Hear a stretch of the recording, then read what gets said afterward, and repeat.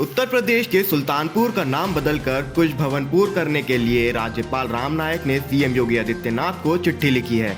इस चिट्ठी में राज्यपाल राम नाईक ने राजपूताना शौर्य फाउंडेशन की मांग की जिक्र किया है। इससे पहले योगी सरकार ने इलाहाबाद का नाम बदलकर प्रयागराज और फैजाबाद का नाम बदलकर अयोध्या कर दिया था। कांग्रेस महासचिव और पूर्व यूपी प्रभारी प्रियंका गांधी ने भले ही मजाक में ये सवाल पूछे हैं कि वाराणसी से चुनाव लड़ जाऊं क्या, लेकिन इसके मायने बहुत गुण हैं। राजनीतिक विश्लेषक और राजनीतिक लोग इसके निहितार्थ ढूंढने लगे हैं और ये कयास लगाया जा रहा है कि प्रियंका सचमुच वाराणसी से चुनाव लड़ सकती हैं। अगर ऐसा हुआ तो क्या होगा? सियासी गलियारे में चर्चा है कि वाराणसी से प्रियंका गांधी कांग्रेस और महागठबंधन की संयुक्त उम्मीदवार बन सकती हैं।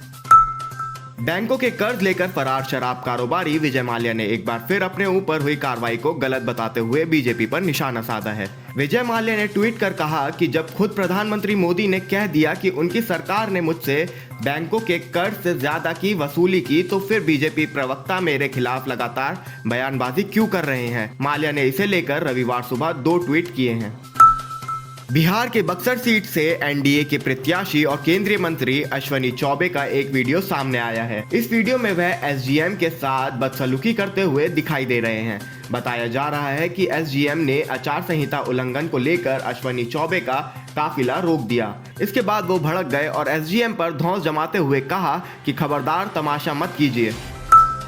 लगता है कि इस बार के चुनाव में चौकीदार पर ही आर पार होगी। कांग्रेस के चौकीदार चोर हैं के नारे के जवाब में बीजेपी ने मैं भी चौकीदार नारे की धार तेज कर दी है। आज इस नारे को देश भर में फैलाने के लिए प्रधानमंत्री नरेंद्र मोदी की टीम मेगा शो करने जा रही है। राफेल पर कांग्रेस के चौकीदार चोर है कैंपेन पर पलीता लगाने के लिए बीजेपी ने चौकीदार को ही बड़ा हथियार बना लिया। बीजेपी ने अपने नए नारे में भी चौकीदार को देश भर में पहुंचाने की मुहिम छेड़ दी है। बीजेपी के फायर ब्रांड नेता और बिहार के बेगूसराय सीट से प्रत्याशी गिरिराज सिंह एक बार फिर विवादों में हैं। दरअसल शनिवार को उनके मंच पर बिहार की पूर्व मंत्री मंजू वर्मा नजर आई। मंजू वर्मा पर मुजफ्फरपुर शेल्टर होम केस से जुड़े आर्म्स एक्ट केस में मामला दर्ज है और वह जेल में बंद थी। फिलहाल मंजू वर्मा जमानत पर हैं। कांग्रेस अध्यक्ष राहुल गांधी इन दिनों मिशन दक्षिण पर ज्यादा फोकस है। आज भी वह आंध्र प्रदेश और कर्नाटक में 3 रैलियों को संबोधित करेंगे। इसके अलावा आज विशाखापट्टनम में विपक्ष एकता की बड़ी रैली है। सीएम चंद्रबाबू नायडू ने कई पार्टियों के नेताओं को बुलाया है। पश्चिम बंगाल की मुख्यमंत्री ममता बनर्जी, दिल्ली के सीएम अरविंद केजरीवाल समेत कई नेता मौजूद रहेंगे। जम्मू कश्मीर के पूर्व सीएम और नेशनल कॉन्फ्रेंस के अध्यक्ष फारूक अब्दुल्ला का विवादित बयान सामने आया है। फारूक अब्दुल्ला ने कहा कि शक है कि 40 लोग सीआरपीएफ शहीद हुए हैं। उन्होंने यह भी कहा कि यह आम चुनाव भारत को बचाने की लड़ाई है। जम्मू कश्मीर के पूर्व मुख्यमंत्री ने प्रधानमंत्री नरेंद्र मोदी की देश की जनता से झूठ वादे करने के लिए आलोचना भी की।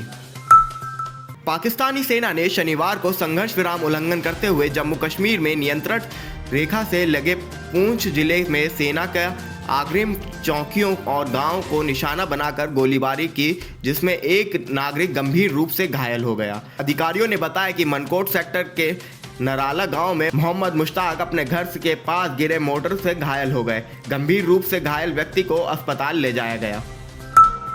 बीजेपी अध्यक्ष अमित शाह ने शनिवार को गांधीनगर लोकसभा सीट से नामांकन दाखिल किया। अमित शाह के हल्फनामे से पता चलता है कि उनकी संपत्ति पिछले 7 साल में 3 गुना बढ़ी है।